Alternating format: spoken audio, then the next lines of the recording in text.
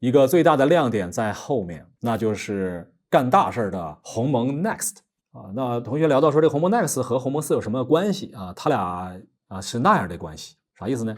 就这款产品啊，是一个所谓纯血鸿蒙。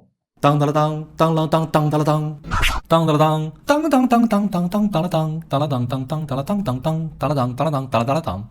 嗨，大家好，我是南岩，欢迎来到科技美学的直播间啊！看见我呢，就意味着你又变大了1、2、3，变大了3周岁，一下子长大了这么多，还让人有点不太适应啊！来看一下同学们的弹幕啊，过去这1个月你过得怎么样呢？满分100分，给自己这1个月打一个分数吧。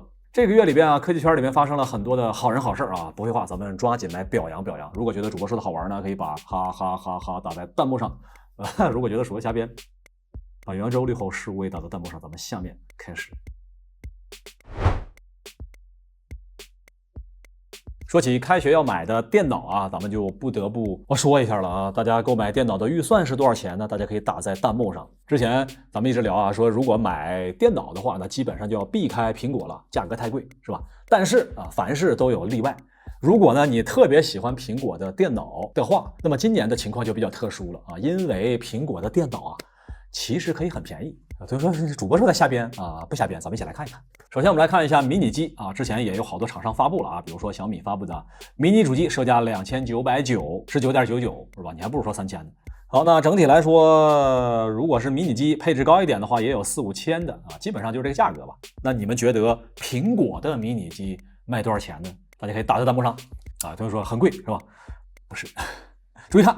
你去各大电商平台搜 Mac mini， 注意搜 M2 芯片，就是最新这代的地表最快移动芯片的，你看它的价格，我搜的还不是最低的啊，这标准价格呢，加上补贴之后更便宜，怎么样？是不是觉得苹果它也没那么贵了？谁说苹果贵？你就把这张图甩给他，是吧？我们苹果还是很有性价比的嘛。啊，有同学说不对吧？你这个是不是第三方平台？你这第三方平台它肯定不靠谱啊！没准买了它不发货呢，或者它不是正品呢，是不是？没准它这个不是美国加利福尼亚推出的苹果呢，你这骗我是不是？不是。如果你去苹果官网搜索的话，会发现这样的画面：苹果官网售价3699，但是是吧，还有学生优惠呢。所以啊，谁说苹果电脑贵啊？有同学说那这主播说了，咱现在马上买吧，你这么便宜，比小米还便宜是吧？小米2900，苹果2800。这到底是人性的泯灭，还是道德的沦丧？不要高兴的太早，你仔细看，8加256包含系统啊，你把系统算进去是吧？不到256的啊，8G 内存加不到256G 的存储能干点啥呀？你可以考虑考虑是吧？你可得考虑考虑。而且就苹果这个迷你机，它可是加不了内存，也加不了硬盘，都封装到一起了，对吧？你装别的还好说，这要是装个微信，那算了，当个电视盒子还是可以的，是吧？还是可以的。还有同学说，就是嘛，这么点的硬盘啊，256的硬盘，连游戏都装不了，这你可说错了。它就算是2个 T 的硬盘，它也装不了游戏啊，对不对？不许瞎编啊！不许说苹果能装游戏啊！谁说我跟谁急。说到了电脑啊，咱们不得不说一说友商微软的 Windows 11。来问大家一下，你正在使用的电脑操作系统是多少啊？7打个7啊 ，Win10 打个10， 11打个11。如果是苹果呢，你可以打上圆周率后15位。目前呢 Windows 11的份额呀，大家可以看得非常清楚啊。上方呢最高的这一栏啊，那毫无疑问啊 Windows 10，这没啥好说的。然后下边啊，这苦苦追赶的差这么多的啊，就是咱 Windows 11是吧？反正这个啥时候能撵上不好说啊。目前来说的话呢，你去官方网站下载 Windows 11啊，它有各种各样的一些要求啊，比如说你的配置要达到了之类的。总体来说的话呢，对硬件还是有点要求的。也能看出来啊 ，Windows 微软啊，它确实还是比较着急，急于扩大自己 Win 11的市场份额。来问大家一下，你觉得咱们大微软啥时候能让 Windows 11的份额赶上 Windows 10呢？大家可以把那个年份打在弹幕上。那我们看到最新的官网消息啊，从官网上你能看到 Windows 11所支持的处理器的型号，下方有非常详细的列表。但是呢，最近呢 Windows 啊，微软啊，为了扩大 Windows 11的份额，它想出了一招。各大媒体报道 Win 11安装要求收紧，在支持的 CPU 里面又删除了44款英特尔的处理器，也就是说，如果你使用老款的处理器，就不能升级最新版的 Windows 11了。微软这个意思啊，估计是好意啊，他怕你用这个老的处理器升级 Win 11啊，有点卡顿是吧？估计是这个意思啊。微软，你是不是想多了？你是不是觉得我很想升级你们 Windows 11啊？我现在用 Windows 10，我用的挺好的，是吧？你成天老在那提示我升级的，然后我现在想升了呢，你又把我的处理器给删了，你到底是咋想的？我严重怀疑你们 Windows 的这个部门啊，和这个兼容性这个部门啊，它俩不是一个部门，是吧？一个往前进啊，一个往后拽，到底是咋想的呢？当然了，这个事儿咋说呢？我觉得微软的工程师还是很良心的。啥意思呢？你看他还没做的绝呢，他还没让你安装了，完了 Windows 11啊，再给你什么蓝屏死机，他压根儿他就不让你装。我觉得这个还是很有良心的。这要是某些厂商啊，为了升级，为了装机率是吧？咔就逼着你升级，不升不行，天天提示你。等你升级完了，咔就把降级通道给你关了。哎，我让你降是吧？你看我们微软是吧？恐怕你升级，对吧？你可千万别升。做人的差距咋就这么大呢？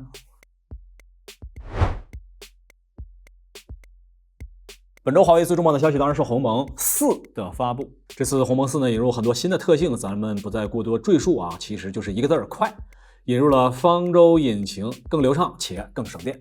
但是啊，了解我的同学应该知道啊，我看厂商发布会啊，从来不看他宣传的那些新的卖点啊，我只看他对老机型支持的怎么样，能够支持多久以前的老机型啊。来问大家，你觉得鸿蒙4最早能支持几年前的机型呢？大家可以打在弹幕上。这边呢有第一批的列表啊，我们大概数了一下，一共是公测版34款。贝塔版本呢是35款，一共69款。除此之外呢，还有包括智慧屏、路由器、手表在内的20款等等，接近100款机型啊，属实是不算少。但是呢，当我们仔细去看整个列表的时候啊，有些同学提醒我，这里边可没有荣耀啊。大家觉得鸿蒙4会不会适配荣耀呢？正当有疑问的时候啊，第二天华为呢又单独发布了一个海报啊，表示呢荣耀有6款机型同样在升级之列。如果我们仔细观察这些产品啊，你会发现呢，他们基本上到980啊，就麒麟980，也就是说4年前的机型啊，4年前机型。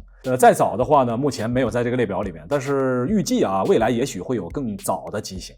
咱们之前聊过了，苹果的 iOS 系统的更新周期呢是5年啊，也就是说你买一款 iPhone， 未来呢苹果会在5年之内都给你更新最新的 iOS。那么鸿蒙这边呢，我们看到最新的鸿蒙4从已公布的列表里面是在4年左右，期待呢未来有更多新的列表，让更多的老用户呢能够体验到新的系统。当然，本次发布会里边鸿蒙4呢只是正常的升级，一个最大的亮点在后面，那就是干大事的鸿蒙 Next。那同学聊到说这个鸿蒙 Next 和鸿蒙4有什么关系啊？它俩是那样的关系，啥意思呢？就这款产品啊是一个所谓纯血鸿蒙啊。简单来说呢，从目前媒体给出的消息来看，鸿蒙 Next 是纯的鸿蒙，它不再兼容安卓应用。来问大家一下，你是否看好鸿蒙 Next 的前景？无需 AOSP。不得不说，过去几年呢，鸿蒙系统推出以来，一直有一些争议的声音表示鸿蒙是安卓的套壳啊。尽管它有各种各样的科普已经表示说，鸿蒙是有自己独家的平台技术，但是过去的争议其实一直是不绝于耳的。那目前来看的话呢，鸿蒙的 Next 从各大媒体给出的现场体验来看，已经不再能够安装通用版本的安卓 APK 文件，而是要安装鸿蒙自己独家的文件格式。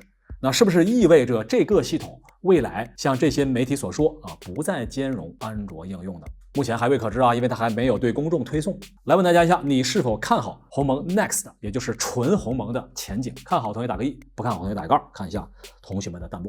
其实简单一句话啊，那么所谓的纯鸿蒙也好啊，或者是原来咱们聊到的 Windows Phone 的一些系统也好，最重要的还是靠软件生态。那目前来说的话呢，在所谓鸿蒙操作系统安装上的程序上面，大多数啊其实还是安卓的 APK 文件格式。这些文件格式未来如何跨到纯鸿蒙系统上，是华为必须要解决的问题。我们当然期待华为能够拿出自己完全独立的软件生态，但是呢，要想看到当年微软走过的那些比较惨的路径，如何不去踩那些坑，是华为必须要解决的问题。期待华为加油。本次呢，华为还推出了系统云翻新啊，这啥意思啊？就是你如果要更新机器啊，或者换机，咱们一般不是把机器的内容直接通过换机的方式转到下一台机器吗？但是呢，很多同学都知道，一般来说这个机器啊，你用了3年5年之后，它总是觉得有点卡啊。我想彻底给它格式化了，但是呢，我又舍不得我里边和我女朋友好几年的聊天记录，这好几年的女朋友怎么办？此时我又没有地方导啊，那此时呢就有这个新的方式了，你可以把这些系统数据啊迁移到云端，恢复出厂之后呢再迁移回来，这就是华为推出的系统云翻新服务。你说为了让你俩在一块儿啊，这厂商花了多少心思啊？目前呢已经开始上线啊，支持 P40 和 Mate30等机型。来看一下它上面显示的一些注意事项啊，微信支持 ，QQ 支持，但是呢暂不支持分身。这啥意思呢？就是你最好只有一个女朋友，如果你有分身，那不支持。这段是我编的哈，这上面没写啊。简单来说啊，还是一个不错的方式。未来如果打算彻底的让自己机器变成全新的机器，那这种方式呢就不需要额外一台机器备份了。哎，你说有没有可能它这个是为了鸿蒙 Next 做准备呢？有没有这种可能？就是说鸿蒙 Next 毕竟是一个全新的系统，又不兼容安卓的话，那它可能是需要系统整体格式化，安装好鸿蒙 Next 的全新生态之后再还原回来状态。我瞎猜的。好，那本次呢，鸿蒙呢不光是支持手机，还有汽车。于总发微博表示啊，本次鸿蒙4将会首发搭载在纯电跑车华为智选，这是全球第一台搭载鸿蒙4的汽车。这款汽车呢来自奇瑞啊，来吧同学们，满分100分，这个外观设计你打几分呢？不喜欢这个颜色，还有啊其他颜色，白色。为什么你们的弹幕能发出声音？遥遥领先。2023年前2个季度结束了啊，谁家卖的最好呢？谁的市场份额最高呢？什么手机在全球最受欢迎呢？直接看这张图一目了然。首先呢，这是来自调查机构对比了从2022年和2023年 Q2 季度啊，他们的市场份额的一个变化的情况。你可以看到全球份额一路下跌，当然这个国外和国内不太一样啊，国外这个红色是下跌啊，你这别在国内炒股炒习惯了看反了，这是倒过来的是吧？整体下跌了居然达到 8%， 而这其中呢是几家欢乐几家愁。其中呢下跌最少的是苹果，相比较于去年呢只下跌了 2%啊，基本上呢就可以约等于忽略不计。另外呢 OPPO 也比较稳定啊，下跌 3%。但除了这2家之外，咱们可以看一下三星、小米、vivo 啊3大巨头下跌幅度都达到了 10% 以上，把含义传给每一个人啊，确实还是挺让人当然从这份表格里边呢还能看到很多不同的趋势啊。19年、20年之后呢，巨头化的趋势更加明显。第三方 Others 里边的这些小众品牌的厂商的份额被进一步的压缩，而最近这3年几乎排名前5没有变化。除此之外的话呢，就是逐年的略微的下降。所以目前全球智能手机行业呢，确实需要一波比较大的调整了啊！在业内的这些厂商，你们得想想办法了，好不好？来问大家一下，在接下来的2个季度里啊，2023年的下半年里边，你觉得这份榜单会有增长的厂商吗？所有都在降啊，你觉得会有增长吗？觉得会有的打个1啊，觉得都会继续下降打一杠。看一下同学们弹幕。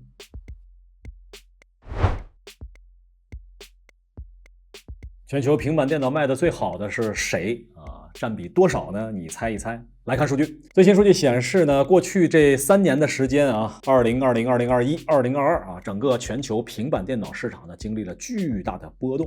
这是由 Canalys 带来的数据。在2020年大流行的时候呢，平板电脑的需求呈现爆发式的增长，随后呢，到2021年呢又迅速的跌回谷底，之后啊，最近这1年之间呢又反复横跳。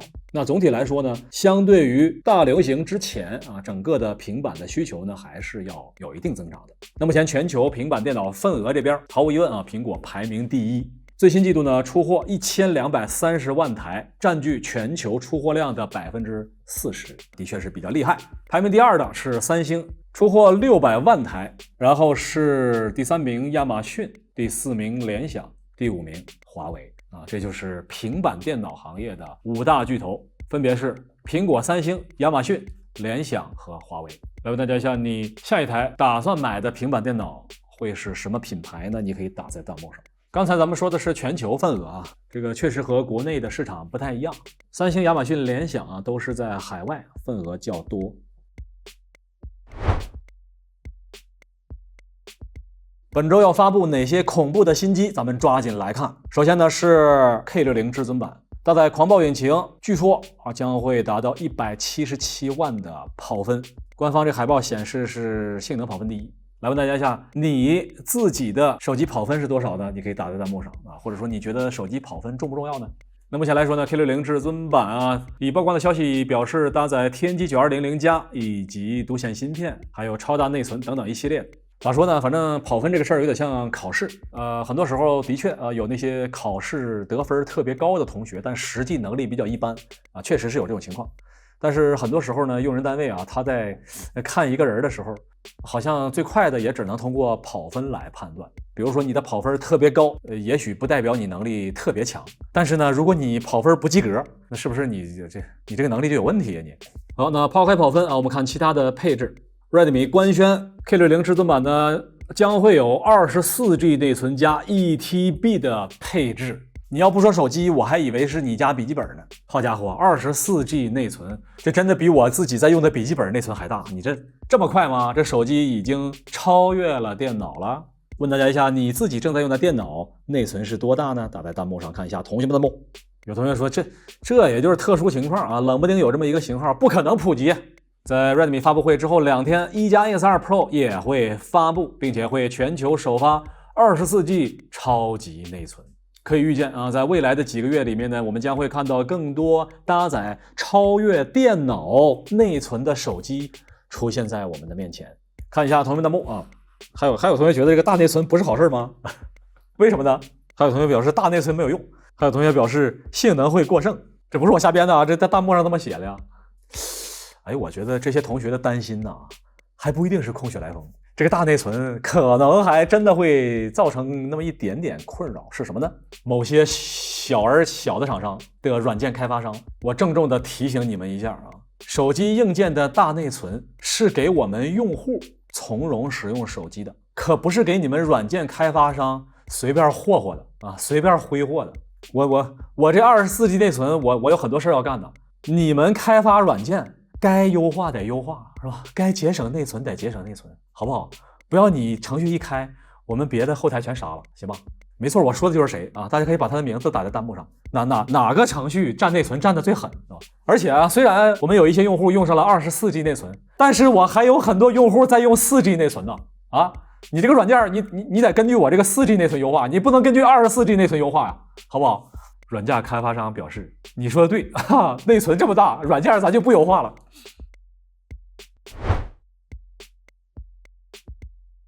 来看老朋友全球首富伊隆马斯克。过去2周啊，咱们报道了啊，马斯克呢和小扎啊，他们两个呢有一个约定，准备啊在一个密闭空间里进行一场男人的决斗。目前这个事儿可没说停，是吧？尽管马斯克他妈表示不要打了，停手。但是呢，儿大不由娘，他俩是怎么想的啊？目前还没确定。目前这个事儿还没停止，他俩呢还在紧锣密鼓当中。各大博彩公司也都给出了赔率。来问大家一下吧，你们觉得谁更强悍一点呢？觉得马斯克能赢，打个1；觉得小扎能赢，打一个2。看一下同学们弹幕。这个事儿等有后续的时候呢，咱们再给大家做现场解说啊。希望他俩赶紧锻炼身体。我不开玩笑啊，你俩说话得算话，咱要干。就